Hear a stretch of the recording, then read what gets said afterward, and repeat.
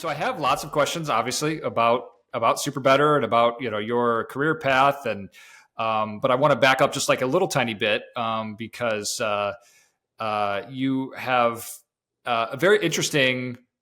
A very interesting career in marketing. This was like a whole bunch of years before SuperBetter Hmm. that you've got some great experience. I kind of want to dig in a little bit and ask you about. But also, we have the same alma mater, Illinois State University. So I'm Sure. just kind of Ah, love it. curious to hear from you. What when you think back on your years at ISU, Bloomington Normal, Illinois, what do you think about? Terrific. Yeah, well, let's jump into Illinois State University. So I graduated a long time ago from Illinois State. We're fellow Redbirds. I have a marketing degree with a mathematics minor, and it's a fantastic university. I have three sons. My youngest, I finally got to be a legacy. So I have a freshman down at Illinois State University, so I get to go down and visit Joe, Oh, awesome. and he plays on the club soccer team. So it gives me good excuses to be down there as well.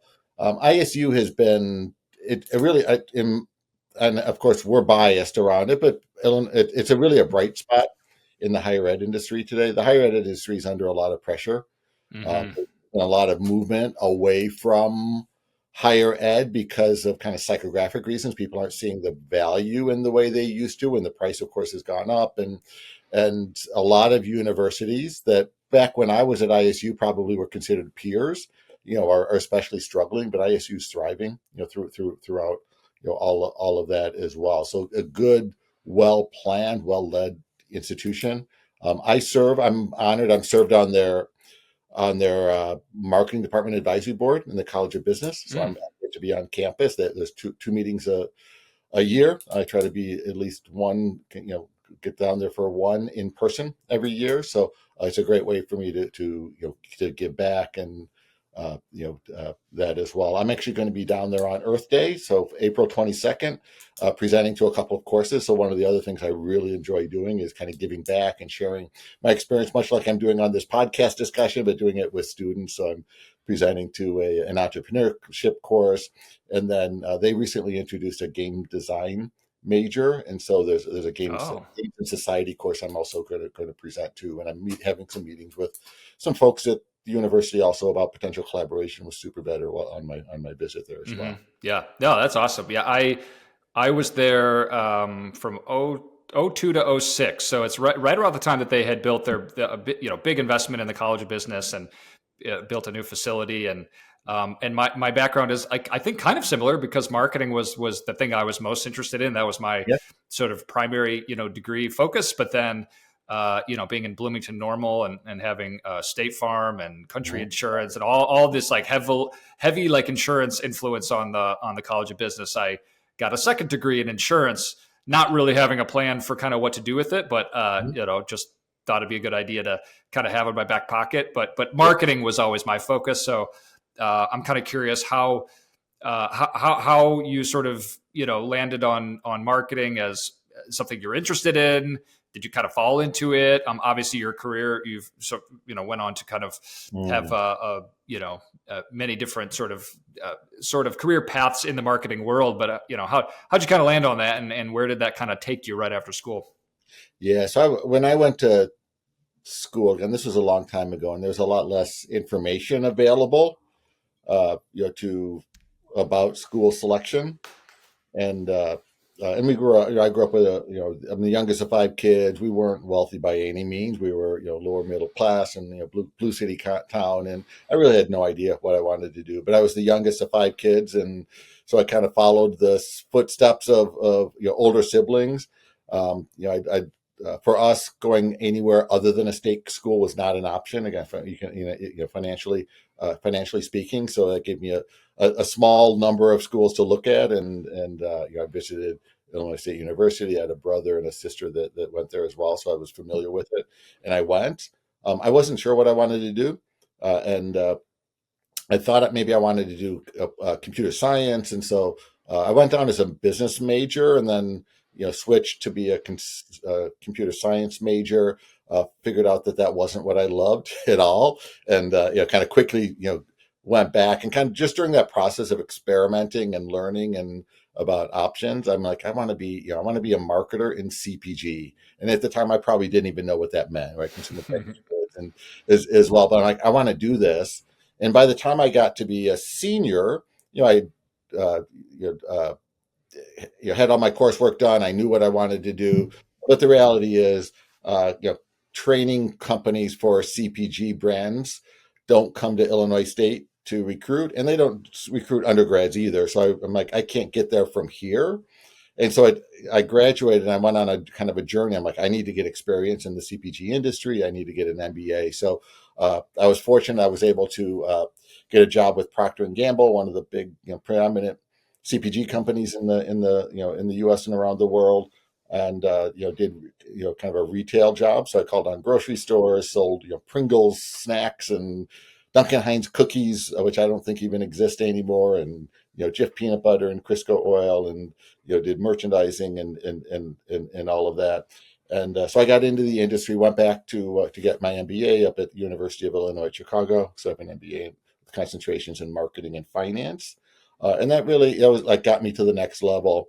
Um, from there, I went to work after I graduated for a company called Leaf. Leaf was a candy company, and really a fascinating company. So back then, there were still a lot of regional candy companies around. The industry hadn't rolled up, and Leaf Hmm. was one of the companies that rolled them up. So it was a company in Finland called Uudemaki Oy out of Helsinki came into the U.S. They bought about a dozen companies. So they bought the Jolly Rancher company out of Denver, and the Switzer company out of St. Louis, and the Donruss baseball card business out of Tennessee, and the Heath Candy Bar Company and Hollywood Brands, which had Payday. So they took all these kind of one and two brand companies, rolled them up, and all of a sudden they were the number four player in the country. And I joined them just as they were doing that roll up, Hmm. uh, and it was just fascinating because all of a sudden they had clout. So especially, and I worked in trade marketing, so I helped them create a trade marketing function, and and so the goal was how do we act like a number four player instead of a small, a collection of small regional brands. And so a fascinating time to kind of roll up, do trade marketing programs at scale that leverage the synergies and reinforce the kind of the brand strategy. And it was just, again, just a fascinating time Hmm. to learn and grow. And we did, amazing things, at that point. That company, I left the company a couple of years later. A few years later, it was sold to Hershey. So, so that some of those brands are still around, but run by Hershey instead of Leaf. Leaf is much great experience as I was getting. It wasn't really a training program, a training company, and for so it's kind of a learn as you go. And I still wanted to be a brand manager, so I still wanted CPG marketing. So I left Leaf after several years, and I went to work for Nabisco, and they're Hmm. they're a classic training company for as well. So I moved out Yeah. to New Jersey. Spent about 5 years out there running brand portfolios and learning. I really loved innovation, as well. Came back to Chicago and worked for Keebler. So I took a role with Keebler. Keebler was another interesting company at an interesting time. So they had just gone through a $500 million LBO, and so leverage buyout, and new management team, some fresh money, all of those kinds of things. So I joined a company that was in turnaround mode. Hmm.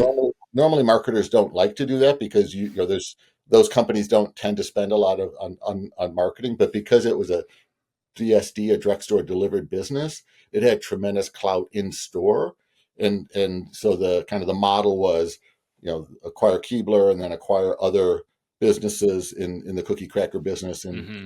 synergies and leverage the DSD distribution capability. So another fascinating time that so I led brand management. They formed a corporate new venture department, and so I led that along with the company's chief marketing officer, really to show and demonstrate and launch products outside. We call it beyond traditional biscuits, so beyond traditional ways of looking at cookies and crackers. Yeah. And so a fascinating, a fascinating experience. It was kind of part of that team in the company that, and the company was sold to Kellogg 4 years later. So that $500 million LBO resulted in a sale to Kellogg for $4.5 billion.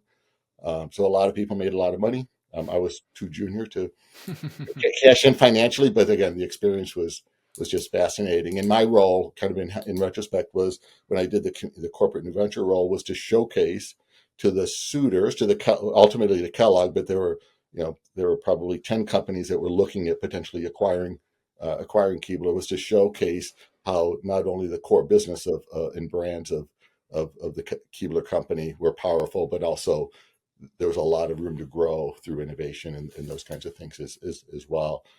And so, I spent another 3 or 4 years with Kellogg.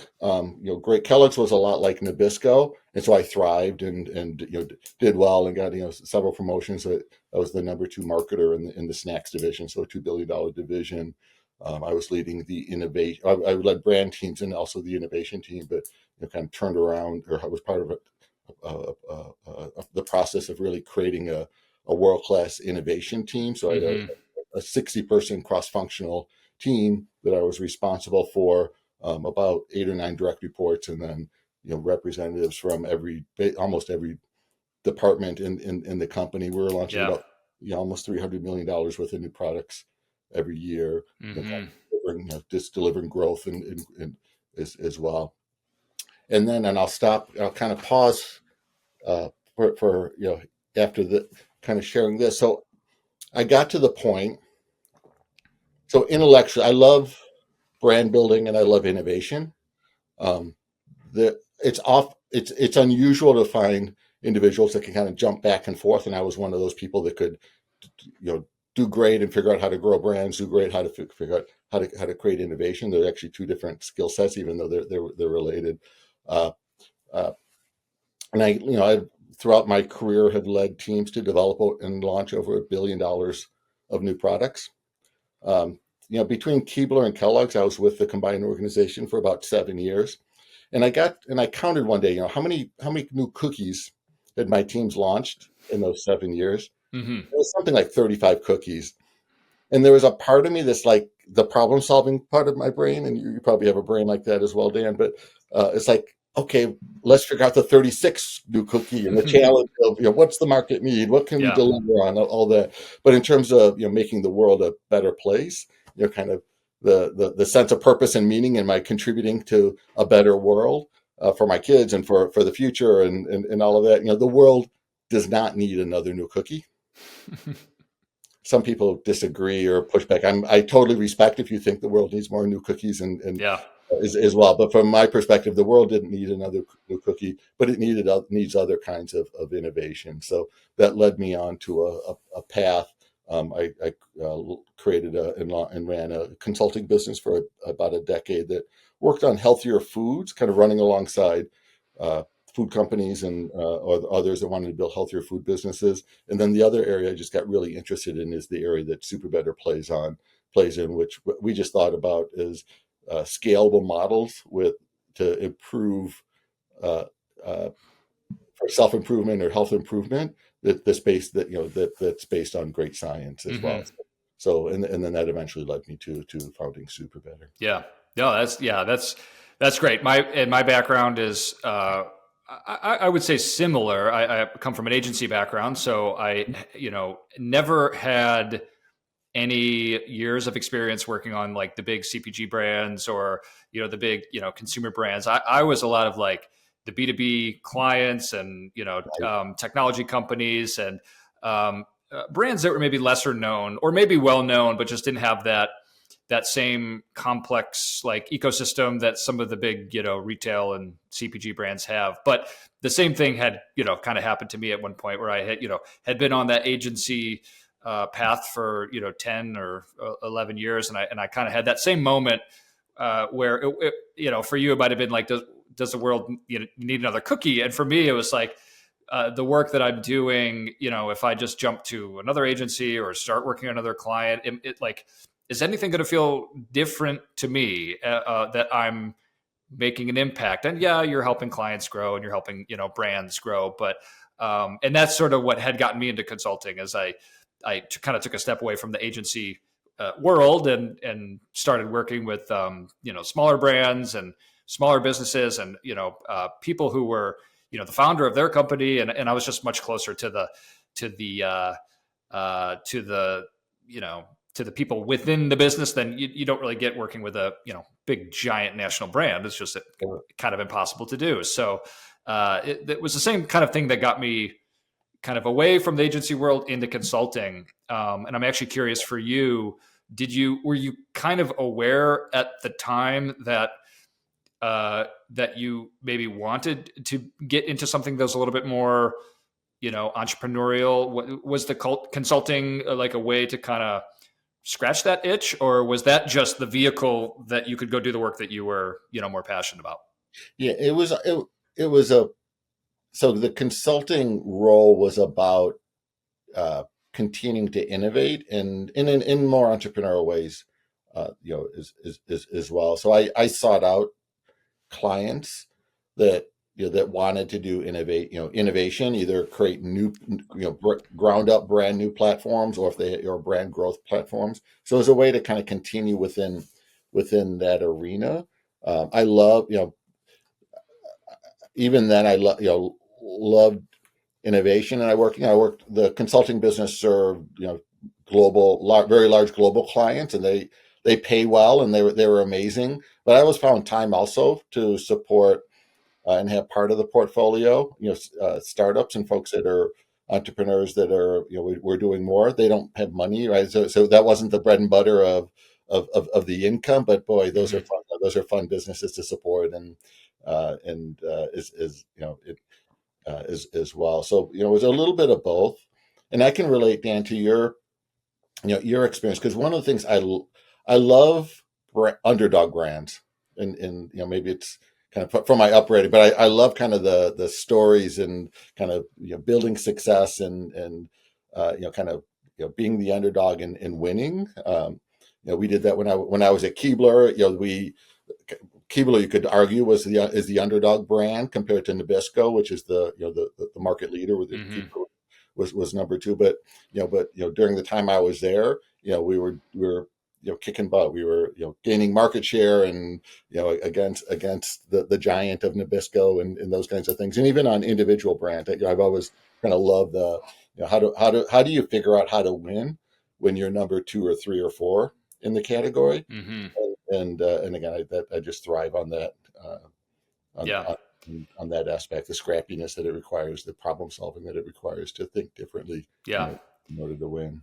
Yeah, and I had similar experiences on the agency side, working on small, like working with smaller like working at smaller agencies, but then working with I would say like within big companies, but like the smaller team that might have the new division that was starting, or the new product, or the new whatever, and so that like there was that scrappy kind of startup vibe to like maybe an expectation that like, hey, this might not work, or we might not be able to like get over this hump.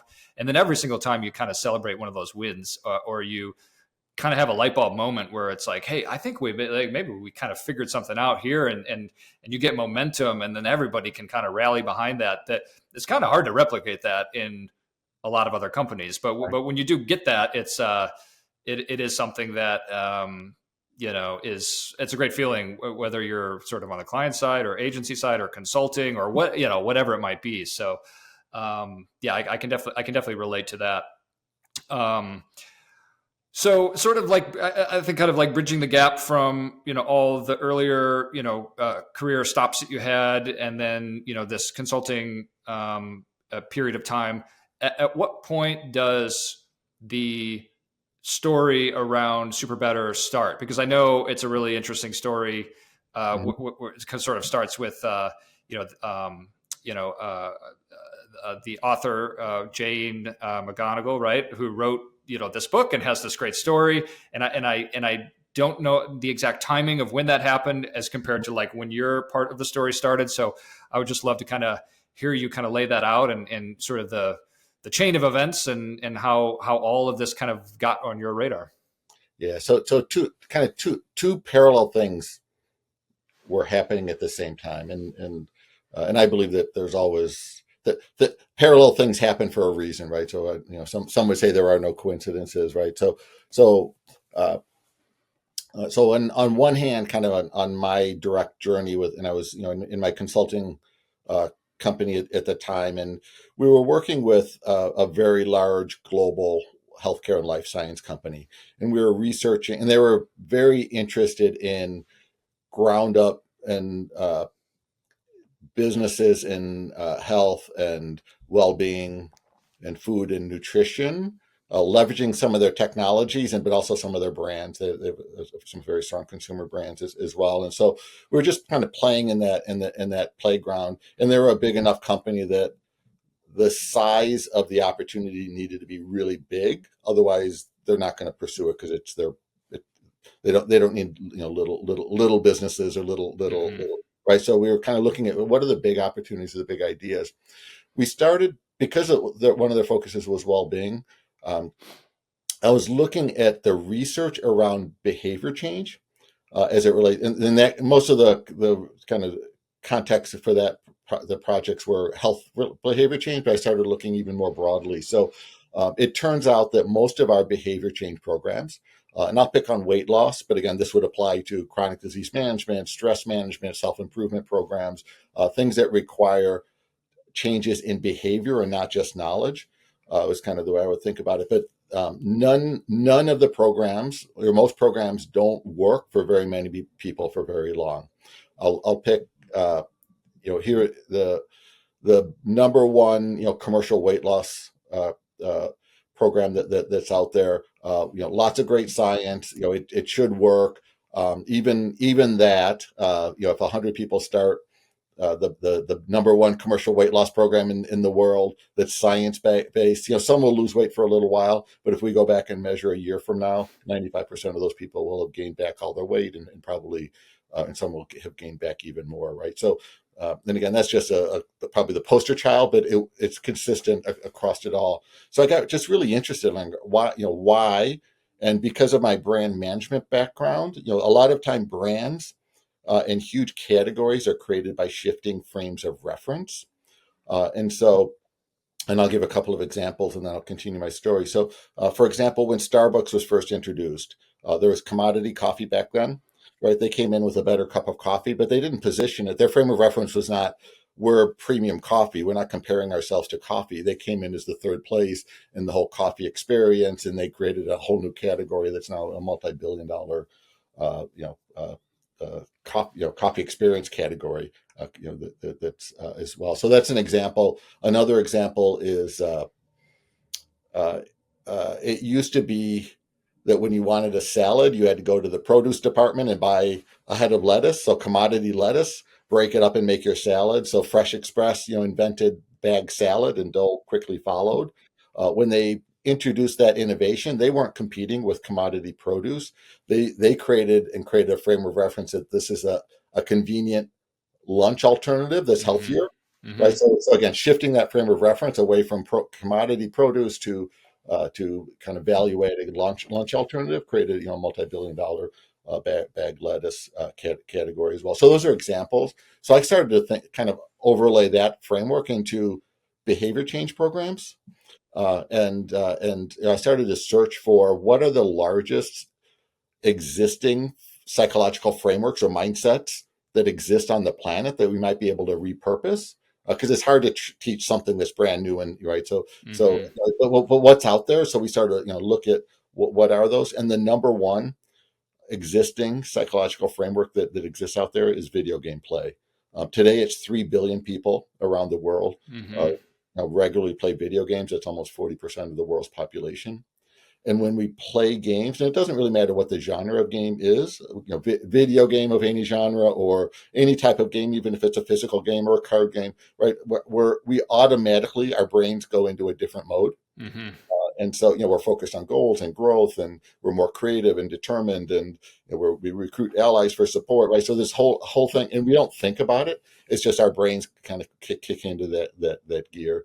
And so that was like my kind of big insight. It's like, wow, maybe we can do something really big here that borrows and harnesses that power of video game play to help people be stronger in real life. Mm-hmm. On a parallel path, uh, the inventor of the original SuperBetter framework is Jane McGonigal. Jane is brilliant and amazing. She invented the framework out of a personal incident in her own life.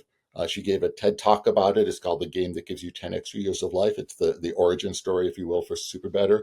It's an amazing talk. 9 million people have seen it just today, and it's not uncommon for, for you know, for me to find it on social media. Today it was on LinkedIn. Somebody said these are 15 TED talks that will transform your life, and Yeah. sure enough, and so that's not an unusual occurrence, right? So people love the talk. I encourage your viewers to watch it. It's amazing, an amazing story, and Jane's a brilliant presenter, and it's very, very, very well done. But it also shares kind of the history and kind of the context of the development of SuperBetter. So Jane, I'm going to share. This is a very small piece of the TED Talk. I'm going to kind of share it. Mm-hmm. I won't spoil the rest of the talk for folks that want to watch it. But Jane is known as the global thought leader for how we can use the science of games to improve real lives. That's her personal platform. The Jane McGonigal brand is built on that. SuperBetter is her most famous legacy, if you will. And So Jane was in her home one day. She was working on her first book. It's called Reality is Broken.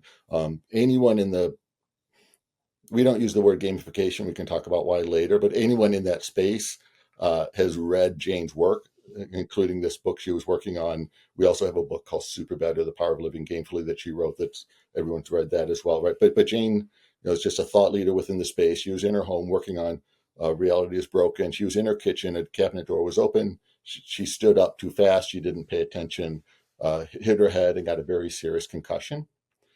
And she was under medical care, but the concussion wasn't healing properly. And over time, Jane was experiencing anxiety, depression, suicidal ideation. Her damaged brain was saying, "Jane, you have no reason to live." And she finally got to the point that she said, "I'm going to either create a game to help my brain heal, or I'm going to kill myself." And fortunately for the world, she created a framework that's now super better and has helped over 1 million people, overcome obstacles within their lives. So Jane had this story and created this framework. She got together with two entrepreneurs in San Francisco, and they formed a company. One of her co-founders in that company was a dear friend. He also grew up in the food industry. I had known him for years and years, and we collaborated on lots of projects over the years as well. So he would call me up, "Hey, I'm working on this amazing business with Jane McGonigal, and we're going to call it Super Better. And what do you think about this channel or this opportunity?" And at the time, I was still running my consulting business. I'm like, "What you guys are doing is really cool." So I introduced them to one of my clients that ended up becoming their largest investor. And so that company in San Francisco launched. They did some really fantastic things. They launched the initial app. They commissioned a couple of the university studies that I'm sure we'll talk about a little bit later. But within 6 months of launching the app, they were out of cash, and they just got stuck, Mm-hmm. like lots of startups do. They were not far enough along to kind of get venture capital. They were too far along to kind of go back to the well on friends and family, or kind of more other kinds of capital. And so they ran out of money. The company went away. It was dissolved. And so again, I was an insider. I was just being helpful. So I was watching all of this happen. I was also watching where the university studies were how they were progressing and where they were going to come out. And I saw they were going to be really great outcomes. And so, kind of long story short, a few years later, I set up a company here in Chicago. Did a very friendly acquisition of the assets, and so we're working on expanding. Kind of creating the platform to really expand the impact Mm-hmm. of SuperBetter. Yeah. Yeah, that's awesome. And so this is like, what year is this roughly? This is when So this was happening? the original, that company launched the original app in 2012. Okay. I acquired all the assets in 2015. 2015. Okay. Yeah, Okay. So about 10 years ago. about 10. Yep, Yeah. yep. And what was kind of the original like vision for you? Because obviously when there is an existing sort of format and these assets. But obviously, your plan was to sort of take it and maybe do something a little bit different with it. What was the vision, like sort of day one or day zero? So um, so I love innovation. So, I always had the mind of there's a really big idea here, and I'm going to treat it like an innovation platform, as opposed to kind of just a VC back. We're going to Hmm. focus on one thing and uh, and kind of go from zero to 1,000 as well. Part of that was, this is all the beginning, and we're still in the relatively early stages, but this was in the really early stages of digital health. And I always wanted to figure out the biggest opportunity before we kind of push the play button on really scaling. Hmm. I also because I came out of large corporations, I also don't have I have a broader view around how to do partnerships that can bring this into the marketplace in a very significant way, versus again just saying, thinking I just need to build up my own team and run it. So there are kind of a couple things happening, kind of from that aspect. Kind of the journey as we went along. I'll share a couple of examples. So earlier on, kind of in the early stage of digital health, everyone's like, employee well-being, um, and uh, uh, and I'm like, I didn't have a heart for like doing that on my own. It's an important business, but it's a business that started as a productivity initiative. How do we reduce healthcare costs by giving employees something that can, Hmm. keep them from needing health services, kind of a thing. So it's kind of started within that place. So um, and so I didn't want to go after that myself, but I found some folks, or some folks found me, that they were like, we want to build a corporate wellness business in the U.S. We don't want to be a small regional company. We want to be national. We need things like science and research, which you have. We need a great story that you have. So I'm like, Hmm. great. So we end up doing a deal, doing a license deal, and so for several years, kind of that was our focus. We were the licensee, so we weren't building our company, but the idea was let's help them be Yeah. successful. It'll bring in income, and then we can do some things in channels that I am more passionate for as well. And so that was kind of one idea in one area. Long story short, that company went at it for about 3 years. They had access to capital. They're actually associated with a very wealthy family, but the well-being U.S. well-being business is really tough, and they just weren't able to Hmm. build an operating company. It had very little to do with SuperBetter or the science or the research. It's a hard business to, Hmm. to thrive in as well. So eventually, that relationship was ended. Yeah. A little bit later, another area that uh, uh, kind of shortly after that, kind of in that period, it's like, it's going to all be digital therapeutics. That's the place you need to go. And I'm looking at the complexity of that channel, and saying, my gosh, what a complex channel. You've got to figure out how to get, insurance reimbursement. You've got to figure out how to get providers to uh, kind of change their behaviors to prescribe. You've got to get parents and or kids to actually use it and build it all into it. It's like, my gosh, that's a really complex business. I think there's a business there, but this was, again, quite a few years ago. It's like, Hmm. that's a business that's going to take a long time. So I'm not going to build, that's not where I want to raise money. And uh, there's a couple of really great companies that raised a couple $100 million and went after that. And in the last 18 months, one of those companies sold for $6 million, and another one, found a way to get $33 million for their business, right? Hmm. So it was probably in hindsight, the right move not to say we're not gonna go after digital therapeutics as well. So but so I always wanted to kind of experiment, figure out the right models. Along the way, I mean, I've had fascinating stories about relationships that have come close to being done. So one of the largest tech investors in the world um, approached us and said, "Hey, we want to do a joint venture to bring SuperBetter into Japan."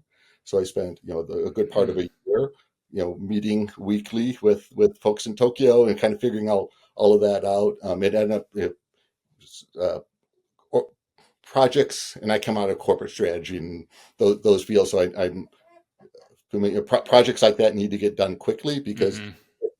people and or strategies will change within a year often, and so that's happened to us with that relationship. There was a change in their strategy, and it didn't close, but just kind of fascinating ways of exploring and Yeah. looking at potential opportunities.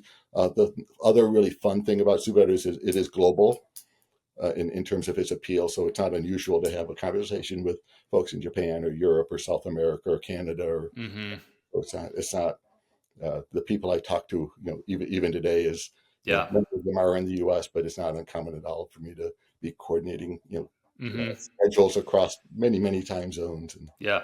Yeah. I mean, it makes sense to me because the kind of the nature of what it is that you guys offer and what you build and sort of the product is kind of so universal, like everything you talked about before, like how human beings have all these benefits from the brain clicking into that kind of like the game mode, and when you tie that to growth opportunities or healing or whatever it might be, like that, it's pretty universal, and I'm guessing it's sort of very relevant to a lot of people and would resonate with them.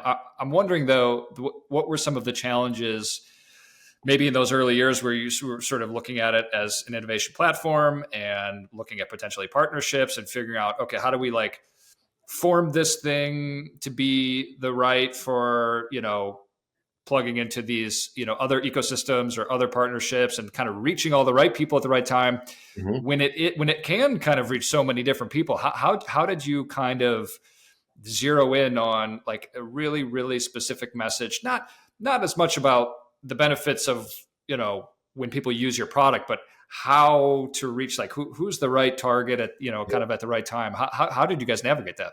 Yeah, yeah, yeah. So I mean, that's I love that question because it is the why. It's the North Star of what we're trying to do. And I'm far enough along in my career that you know there's a gem here, and I want to use it in the way that's going to help the world in the most significant kind of way. So that's always been part of the thinking there as well.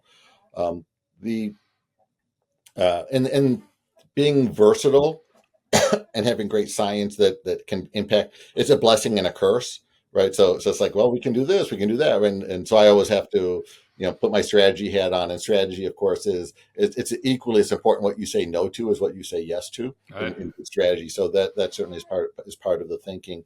Where we've kind of fine tuned our focus. And again, this is a purpose-driven company, so it's not just where can we make money. It's where do we solve problems and make money at the same time, and they're not at odds when you have something like SuperBetter, because the more people use it, the more impact and the more money, right? So there's no conflict of between business and impact. Um, when you know Coming out of the pandemic was probably the biggest tipping point in terms of just giving us clarity, and so. It started us really looking hard. We had always been interested in the education market and kind of the needs there as well. And we were watching the demographic trends and some of the trends around mental health. So the youth and young adult mental health crisis started way back in 2012. And it's been a very steady and significant and alarming growth rate in prevalence of anxiety and depression, suicidal ideation, Mm-hmm. other anxiety and uh, uh, related kind of psychological pressures, if you will. And it's been largely focused on youth and young adults. They're certainly by far the most. And so it started in 2012. Um, I would characterize it as a lot of kind of human problems. It was a nice thing for companies and educators to try to solve it. It wasn't part of the core business problem, and so lots of lip service, lots of good-hearted people wanting to do good things, but the kind of the resources weren't there, and everyone's busy doing the core business. So it's just one of those. When the pandemic happened, it became pretty clear pretty quickly that this was going to be a business model problem for educators and employers. And but all of a sudden, what became something that should be fixed became something that if we don't fix this, our business is going to be significantly impacted as well. So we started to kind of envision ways, and again, I'm an innovator and I love the experiment. So we started to envision, well, how do we become a tool for educators Mm-hmm. to impact, youth and young adults? I should take a step back and, we ran a self-help app. We made it available for free for a long time. The reason we made it free is there's no impact or business opportunity in standalone self-help apps. Uh, uh, the folks that have figured that out sell to kind of wealthy, affluent folks that, so there are a few people that are making money in direct to consumer, but the retention rate is really, really, really low. So this is industry published data. Uh, Mm-hmm. as part of that industry, but it's an industry trend. But a typical 30-day retention rates on an app, if it's just like, hey, go check out this app, download it from the app store and see how it goes. If it's in the well-being or mental health or mental resilience kind of a space, 30-day retention is going to be between 1% and 4%, Yeah. which means if 100 people download the app on day 30, one, two, three, or four are going to log in that day. Doesn't Mm-hmm. mean it doesn't mean they're gone forever, but they're so we're like, from an impact standpoint, from a revenue standpoint, how do we make that happen? And we have a focus on, we want to be for all people. We want to be for younger people that aren't necessarily, is going to be a bit, interested or uh, able to pay for subscriptions and those Yeah. kinds of things. So we never wanted to kind of be like this, a consumer app, even though it probably best known as, people are like, oh, it's a consumer app, for super better, and so coming out of the pandemic, um, uh, we were having people were reading teachers were reading the Super Better book and they're like, this is amazing, but how do we use a self-help app in our classroom? Mm-hmm. So the kind of the, many teachers, I love teachers, many are super creative and will go that extra mile. Many don't have the time to do that, but we were finding some teachers that were, like, this is great. And so on their own, they were bringing our framework, our mindset intervention into their classrooms, and talking about bad guys and epic wins and power ups and putting up bad guy posters on their walls and using the framework. Like, this is amazing. So we started to learn from the market around kind of what their needs are. So we introduced a product for classrooms. So the I need to back up just a minute, and share kind of a core thing about SuperBetter. And this is one of the things we actually learned Yeah. through expanding to classrooms. But I've got to kind of set this up to share the next part of the story. So at its core, SuperBetter is a mindset intervention. So we call it the SuperBetter mindset. We were launched as an app. We're known as lots of things. We're a leader in game, even though we don't use the term gamification. We're a leader in gamification in healthcare, and we're a mental health app, and we're a productivity app, and a self improvement app. So all kinds of you know, our people write blogs and posts about these categories. So we can be described a lot of ways. So I boil it down to we're the super better mindset, a mindset intervention. It's an easy to teach mental framework.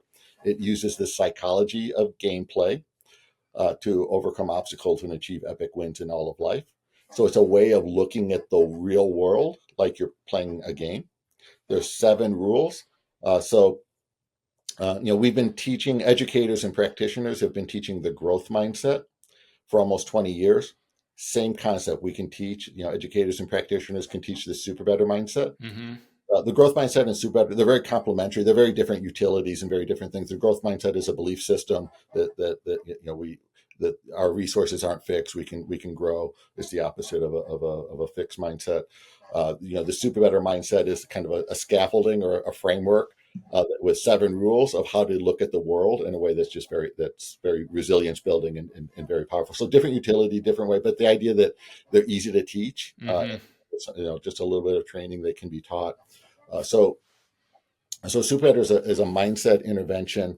The rules, it feels like playing life like a game. You're going for an epic win. So there's a goal setting component. You're completing quests, which are like steps towards your goal. You're identifying your obstacles and reframing them as bad guys. And then you can come up with different strategies to defeat the bad guys. You're activating power ups. Power ups are, they evoke positive emotions. They give you kind of they make you feel healthier, happier, stronger. Real quick, simple activities. You're Yeah. recruiting allies for support, and so 7 rules.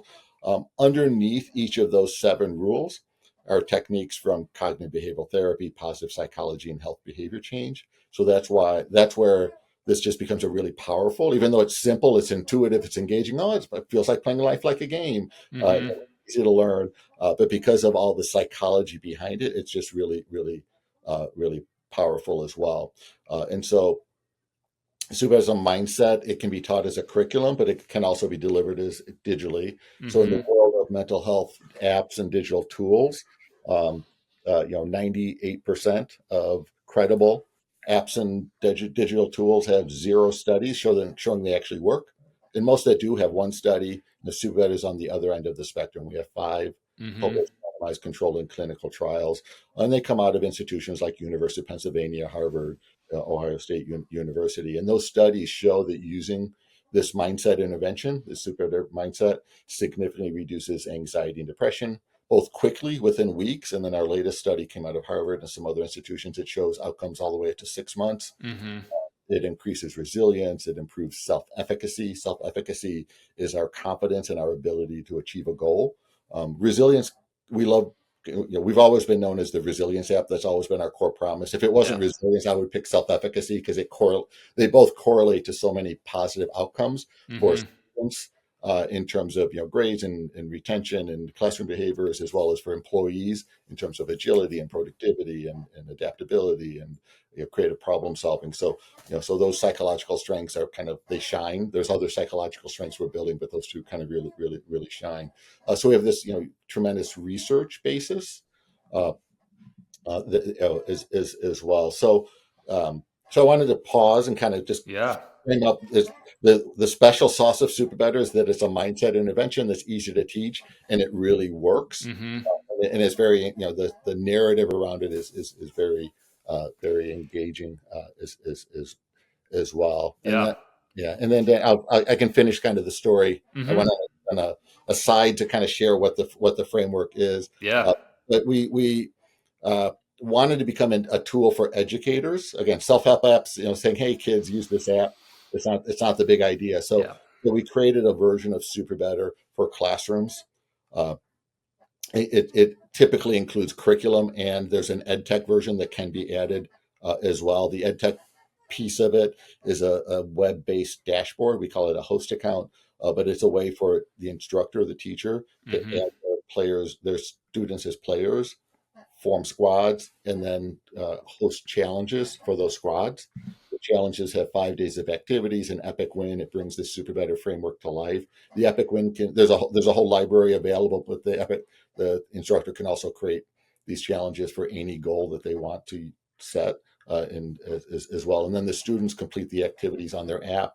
It takes about 10 minutes a day. They're activating power ups. They're battling a bad guy each day, completing a quest, and doing an ally check in. And so with the classroom version, they're able to bring this the framework to life in the classroom. Mm-hmm. And then on days maybe when the class doesn't meet or if there's not time, the students just complete the activities on their own within the app. So it's a great way to reinforce and build this resilience mindset both in the classroom and outside of Mm-hmm. classroom. Yeah. Yeah. That was going to be my next big question was not to get too far in the weeds of how everything works, but kind of the mechanics of it.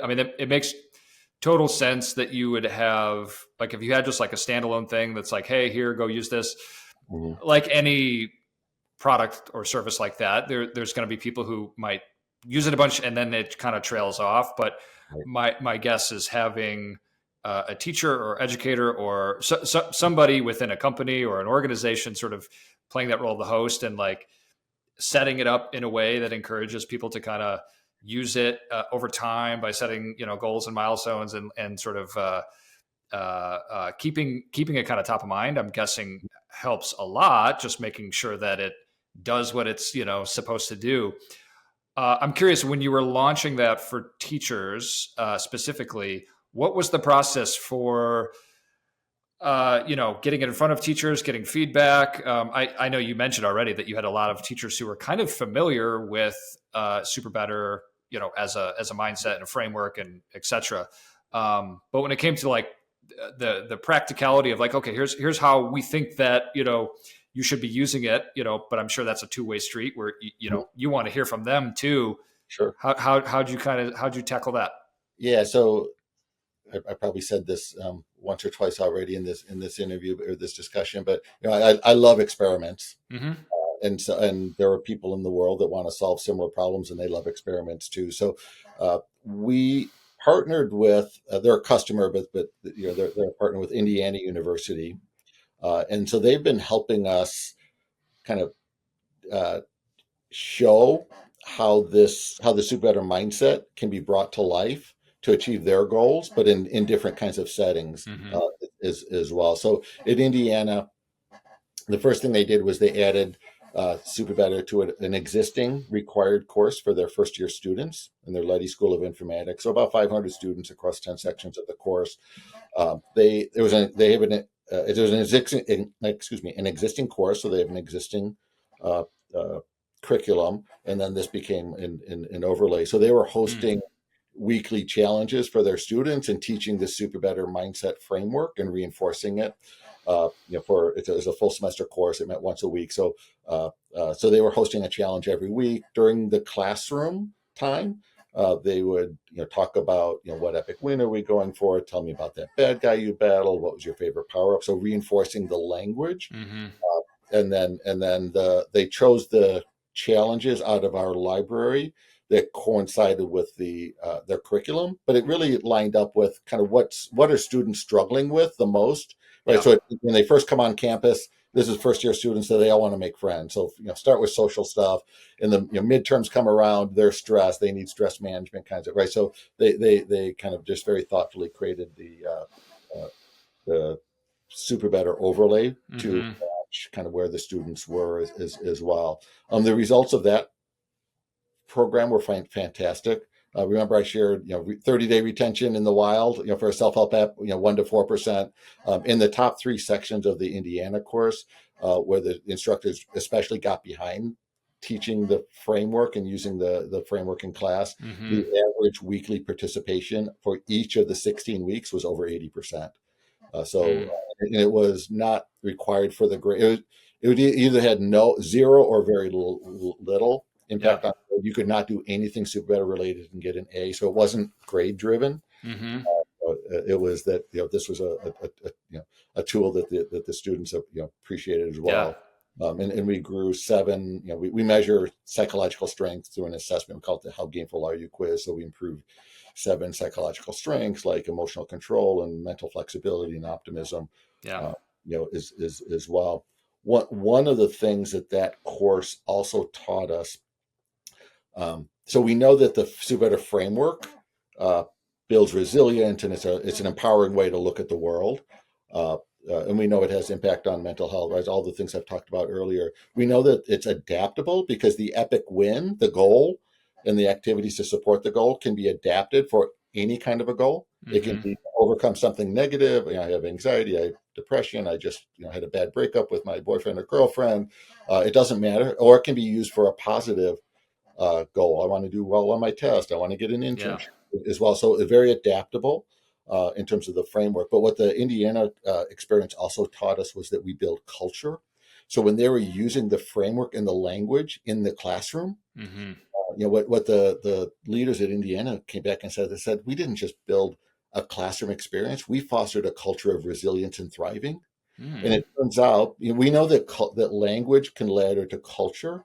And by using this language, this familiar but also kind of safe and supportive and aspirational language, like epic wins and bad guys and quests, it shifted the language. It certainly doesn't feel clinical. It doesn't feel academic. It doesn't feel corporate in any way. And so Mm-hmm. it almost created this special, I don't want to call it a secret language, but a special language between the students and the instructor Yeah. that shifted culture. And when we heard that, we're like, this is amazing, because that's one of the big areas that's missing. I mean, we're in a loneliness epidemic. There's a lot of even though the younger generations are more open talking about mental Mm-hmm. mental related challenges, there's still a huge stigma around it, and it's not everyone wants to talk and to go into a classroom setting. And so Yeah.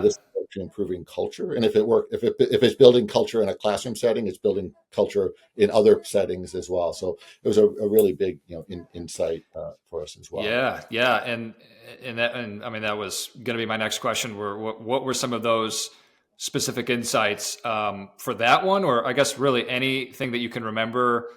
Were there ones that you kind of specifically remember saying, "Hey, we're able to kind of take this insight and really quickly or directly, make the product better in this way," or here's how we can take that insight and go and do a better job of like reaching new people, connecting with new people, and sort of promoting it and growing it and scaling it. Was there Yeah. anything that kind of comes to mind where I mean, it might be the one you just talked about, or were there other ones you could think of? There's a lot. Our experiment mindset is, we've learned about first year experiences, and I shared one of the big insights.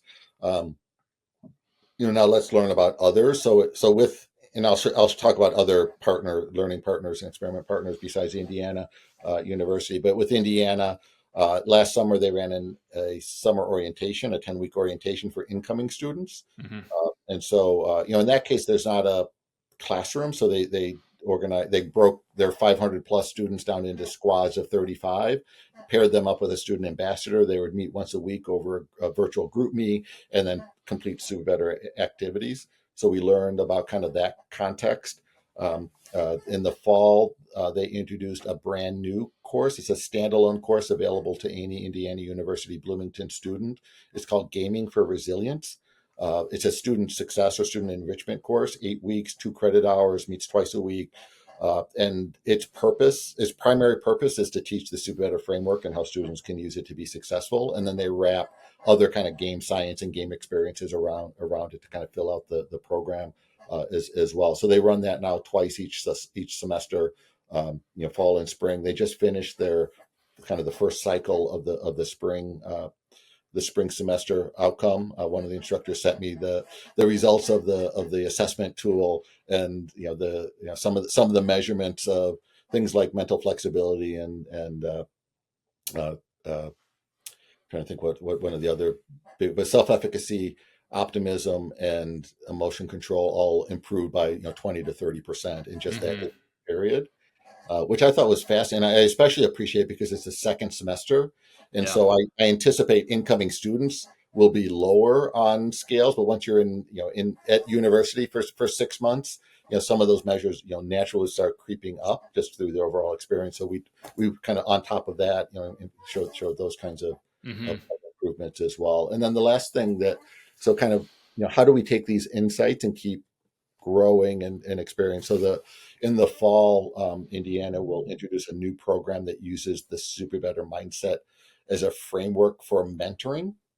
Mm. And so the in higher ed, the first 6 to 8 weeks of a new student's experience is the most critical for a long-term retention. So we've got to build skills and catch them and make Yeah. sure good experience very very quickly.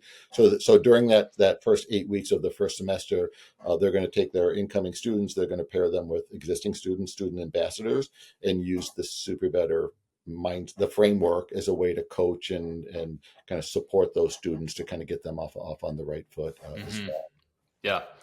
Yeah, and I'm guessing too when it comes to kind of growing and scaling and you know in my career, I think I mentioned earlier a lot of my clients are not the really simple straightforward consumer brand, but a lot of my clients have been like the B2B brands or the B2B2C, and the ones that are not, they're just like a little bit more complex, and a lot of times you're marketing to different groups in a very different way. And I'm guessing as you guys have gone out there and looked for more opportunities to experiment and partnerships, what were some of the biggest challenges that you came across? And again, is there like a specific example where you could think of something you guys did that really helped you get over the hump of like some of those challenges of going out and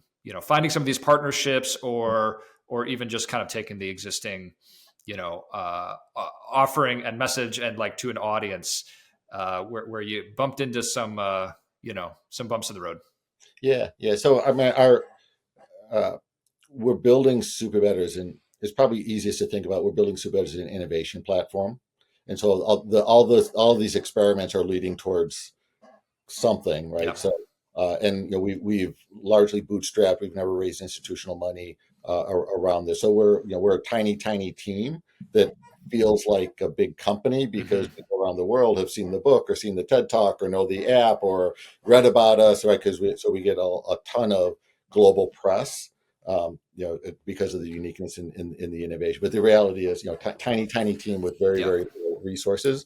And it's part of it's by design because our goal is develop and validate use cases and then find partners. I mean, the problems we're solving, we're talking about the education vertical right now, but the problems that we're solving in education, they're huge and they're not like niche problems that hey, we can maybe find. It's like in higher ed. I'll use higher ed because we've been talking about Indiana. So in higher ed, the youth mental health crisis.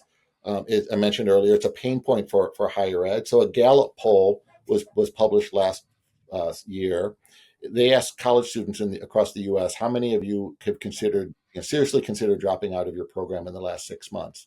35% said yes, 1 in 3. Oh, wow. And then when they asked why, the top two reasons were stress and mental health, even more than finances or the difficulty of the program. Wow. Right, so so of course, students dropping out of their program is a retention problem. It's just, it starts with student success, but it's a retention problem, and that's a business model problem. So it used to be and the conventional thinking is probably still, mental health is a healthcare problem. So student mental health needs to be solved by the health services and mental health counseling group. And that's not incorrect, but it's incomplete because we won't solve the youth and young adult mental health crisis through treatment alone.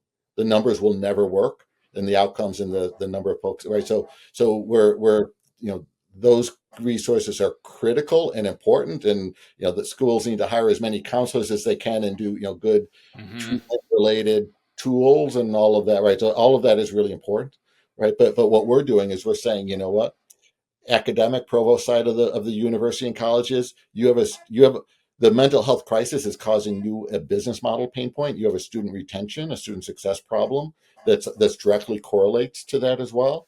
We're giving you a solution that fits within your world. So keep doing what you're doing and send folks to the health services side. That's again critically important. But let's start reducing that prevalence of student anxiety and depression before it becomes a need for the health services group to even intervene. And Hmm. with teaching the SuperBetter framework, we can build those.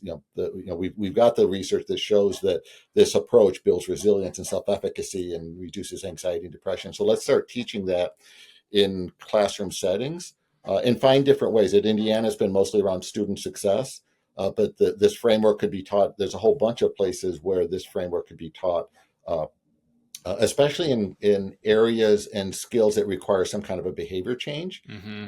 It's just like here's a technical class on building technical knowledge. Whether or not a framework like ours are Yeah. a distraction, but think about mental health literacy. Think about financial well-being that has a huge emotional component to how we Yeah. spend our money. Think about digital currency. Oh my gosh, this is a huge one that's close to my heart. But our human minds are under attack, Hmm. and this isn't unique to the younger generations, but we're not training anybody to empower them to understand what's happening to them. Hmm. And whether it be advertising, whether it be political stuff. I mean, there's just so much, and Yeah. with the rise in AI technology, it's going to get much worse. So Yep. let's empower. I mean, let's do what we need to do outside of empowerment, but let's empower youth and teach them. This is how your brain works. This is what you're seeing, and give them control so that they can use and get the best out of technology because there's so much Hmm. good, but also to be aware so that they're not being victimized or manipulated without their awareness and without their permission as well. So digital currency. Sorry, I went on a little Yeah. tired. That's a huge one for me. Is in kind of mental health and related problems Yeah. like success and cognitive resilience are like the two areas that I just see huge global need and Hmm. places where our framework can really plug right in, both in education as well in on the cognitive resilience side in the whole cybersecurity world. Yeah, yeah. I was gonna ask you on the um, like financial like well-being angle to all of this. To me, that I mean that's what jumped into my head as sort of like a really natural tie-in, because I've worked with some startups that are trying to solve like similar problems with like young people. It was like a really interesting stat. I can't remember off the top of my head that like the number of young people in university that are like seeking out personal finance like classes, like just to help you, get better at managing your finances and planning and budgeting and saving and, learning about like what happens when you take out this student loan or you apply for this credit card. And like you said, it's been the same challenge for every single generation, probably not being great with money and then having to learn that. But there does feel something that there is something different about the younger generation right now, maybe with everything happening in the world or Mm-hmm. technology or social media, whatever it might be. That was one that kind of popped into my head as seemed like that there's like a very like good tie-in, because it's Right. like you said, it's all about kind of managing, uh, having like the right mindset, having the right behaviors, understanding the impact of behaviors, and all of those things. They seem like there's some parallels there. Definitely. Yeah. When we were looking, so that kind of going back to the story of why the gameful mindset is a different way to create a framework to help people be more successful. Um, there's kind of the question of, well, why do we need a different framework to help people be more successful? Why not just use traditional models? Traditional model says education plus willpower equals success. And so that education plus willpower equals success does work often. If it's I'm teaching you technical knowledge, here's a math class. We're going to teach you how to do the formulas and the equations, and you've got to figure stuff out. There's problem solving, but it's not huge. There's not a lot of emotion Mm-hmm. tied to that. So when it comes to behavior change, education plus willpower doesn't work. It feels like it should, because especially here in America, it's like, just tell me what to do, give me a to-do list, I'll get it done, right? And so there's kind of, we're built, that our country is built on that Yeah. but when we apply that, it doesn't work for behavior change, because behavior change, there's a whole bunch of dynamics that impact behavior change. Knowledge is a piece of it, and it might be 10 or 20 or 30%, right? So it's not insignificant. You got to teach people what to do. But, on all these behavior change components, emotions play a huge role, social relationships, culture, economics, right? There's all these other pieces that if we're not addressing those and helping kind of create a different way of resourcing, and we're just relying on that frontal cortex part of our brain to be rational and just do it won't work as well. So financial well-being is one of those things. Our relationship Mm-hmm. with money is very emotional. It's Yeah. logical too, but it's very emotional. Mental health is I talked about digital citizenship or kind of the cybersecurity, cognitive resilience area, and Mm-hmm. there are others as well.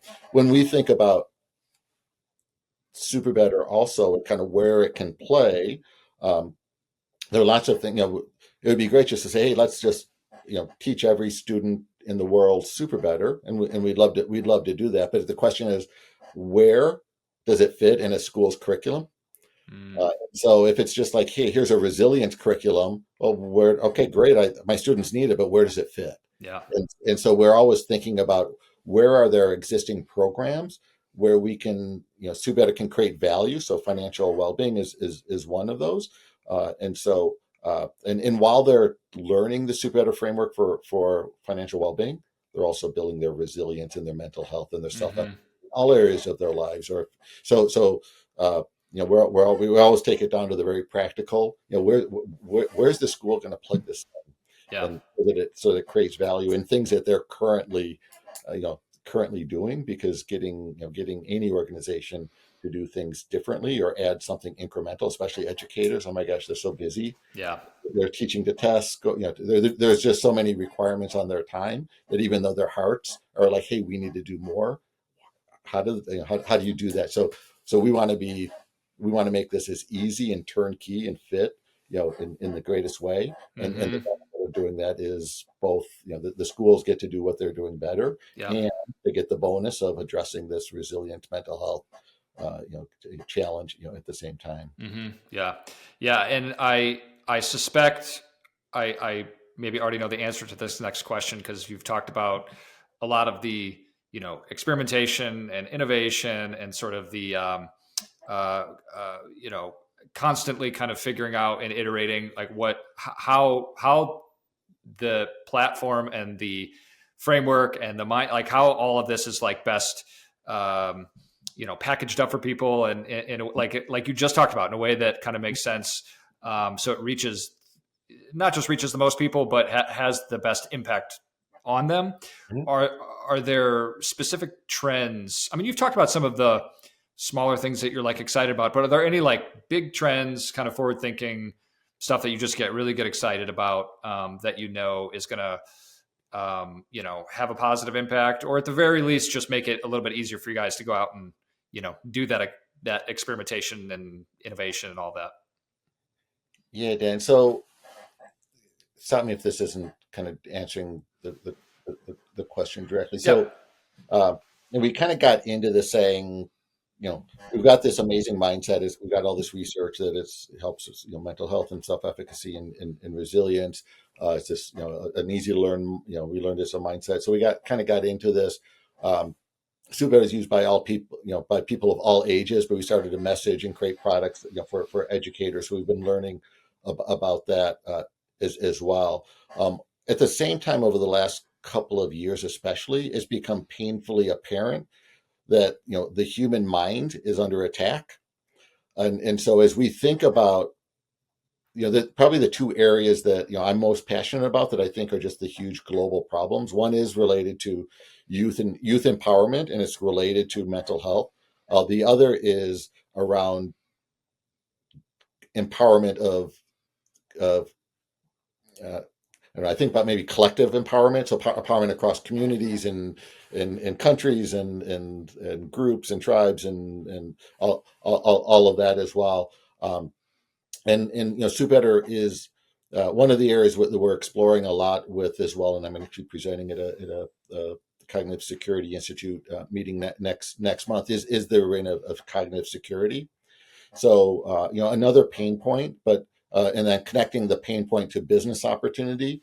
Cognitive security is a huge expense for every major organization, enterprise company in the Mm-hmm. world, as well as government and others. So there's a lot of money happening there. A lot of it is tech focused. Mm-hmm. And so today, it's one of the Stanford studies that looked at this space said, 88% of cognitive security breaches are caused by human error. So we've got, humans are the weak link Yeah. in cognitive security. And it's an industry. I mean, there are compliance programs that, training programs on, this is how you look for phishing, right? So it's not that the industry isn't doing anything, Mm-hmm. but kind of the insight that we have is, unless you're building cognitive resilience, a short-term training program once or twice a year isn't going to move the needle Yeah. as well. So we're looking at that as another vertical, around where we can really create a lot of value, and kind of reinvent or kind of help rethink the Mm-hmm. human empowerment component of that. And our framework certainly, we call it mental flexibility, mental resilience in the SuperBetter context, but it is cognitive resilience. And so but those are the two areas that are like the big, you Yeah. know, it's mental health, but they're caused by the same thing. So the common, the human mind being under attack Mm-hmm. is the common denominator. Now the Yep. reality is the human mind's been under attack probably from the beginning of time. When I was in the food industry marketing unhealthy cookies, right, we were attacking the brain Yeah. to buy more cookies, and companies like Pepsi and Frito-Lay and McDonald's are masters at it, right? It's not wrong, Mm-hmm. it's not good or bad. It's just, it's I'm not making a moral statement that they shouldn't Yeah. sell people what they want to buy, kind of a thing. So back then it was there, but in 2011, with the advent of technology and the smartphone, all of a sudden the tools became much more powerful, and so I think it's accelerating, and it's gone from kind of just like in the food industry impacting 40% Yeah. of you're now obese. Well, part of that is because of the food supply and what's right, all of that. Today the attack is probably more centered on the mind. Hmm. Yeah. So, so that's again, those are like just huge, big macro areas Yeah. where we have a unique tool that or a unique mindset intervention Yep. that approaches that in a way that just a training program or just a short term intervention just Yeah. is different. Yeah. It's like all the interesting data around innovation that it's not, the technology is not advancing at just like a sort of standard linear way. It's exponentially getting, technology is getting better, faster, stronger, smarter. And I'm guessing the total parallel to that is all of the mind being under attack, being impacted by technology, by social media, by AI, by fill in the blank. It's probably the stuff that impacts what you're talking about, Mhm. and it's kind of, I'm guessing too, it's kind of like what you said earlier, that having all the science about this stuff is like, it's good and bad, because you, on the one hand, like you've got all the science to say, oh, this is like a great way that that you guys are creating something that sort of helps people navigate this stuff. But then on the other side, there's just probably studies coming out left and right of all the different ways that might be happening, and that could be maybe Hmm. hard to keep up with as well. So Yeah. I mean, I think that's a great point. I mean, the growth in AI, and I'm excited about AI. I think it will do.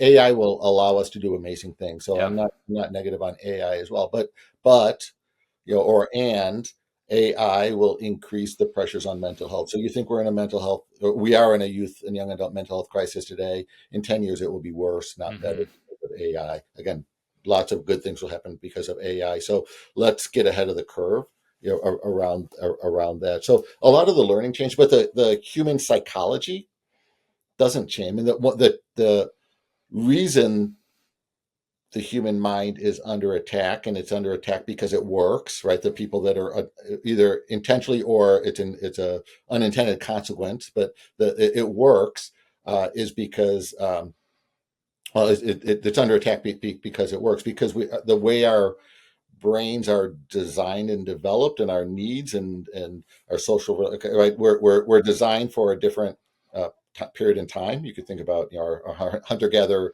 ancestors, or the way our brains were created or developed, or however one might think about it. But we were designed for a certain kind of a world, and our brains, our genes, we it takes tens of thousands of years to change all Hmm. of that. We have a brain, brains and bodies and nervous systems, assist complete packages that are created for a very different world. Those needs aren't changing. What's changing is what's coming at us, Yeah. as well. So there's a lot of new science on what's coming at us and how it's impacting our brain, but the kind of the core neuroscience and Hmm. psychology of it, is it's you can anticipate a lot of it at a macro level, not at the Yeah. individual mental health specific level, but the macro level that Yeah. we're working on, you can anticipate a lot of it. Yeah. Well, it's super interesting stuff. I'll be sure for people listening and watching to make sure I link to the TED Talk, the book, to all of the stuff that you guys are doing and working on and building. One last question, and this actually kind of ties into a lot of what we were just talking about. I try to tap into this with a lot of the founders that I talk to, because uh, I know when you're running a business, when you're a founder, and you're you know your hand is in all areas of the business, and it can feel like a 24/7 thing and kind of hard to turn off. Although you kind of have to do that at some point. What do you do to like unplug, detach a little bit from the business, turn off your brain, whatever metaphor you want to use? I mean, I know you talk about Mhm. already some of the stuff that you do outside of your career and your job and family and things like that. But what do you do to kind of unplug? Yeah, I mean, I'll give you a short list of three. I have to say super better, which is Yeah, true. yeah. All right. So I think about the world as power ups are kind of quick, simple activities, that they can take 30 seconds, a minute. They can take longer, but they evoke positive emotion. So I'll intentionally pause and maybe just look out the window and appreciate something for 30 for 30 seconds, or a minute. And when we shift that ratio of positive to negative emotions in our life, It actually strengthens our vagus nerve. So there's a nerve that runs from the back of our brains through our body. It touches all our organs. Is key to our kind of our nervous system response. It actually helps with emotion control and those things. So that's my plug for the kind of the one technique within SuperBetter. I mentioned family, and so that's another kind of area for me that just gives me joy. Especially spending time with the kids and their activities and whatnot. And then kind of on a kind of personal, I find that spending time in nature, whether it's just going outside and walking around the block or doing something that's more intentional, is another area that just helps me to calm and relax and center. Mm-hmm. Yeah. No, I can relate. I think, well, living in Chicago, I guess we do have some nature here, but even when it's as simple as like I'm working from home primarily, actually all the time, and sometimes just making sure that I'm like near a window and can see a tree. Like Right. they're like I know there's science behind that, but it's funny when you are like noticing in real time that even just seeing nature is helpful. Let alone like getting outside and going for a walk, going for a run, going for even a drive, whatever it might be. Agreed. Yeah. All right, Keith, I really appreciate the time. I know we went, pretty much the full amount of time we had set aside. So yeah, I appreciate it. Really interesting stuff. I definitely want to, stay in touch and keep tabs with what you guys are doing and building. And I just really appreciate you sitting down and having a chat. You're welcome. It's been a pleasure. I've enjoyed the conversation. Yep. All right. Enjoy the rest of your day. Thank you. And you All too. right. Bye-bye, Keith. Bye.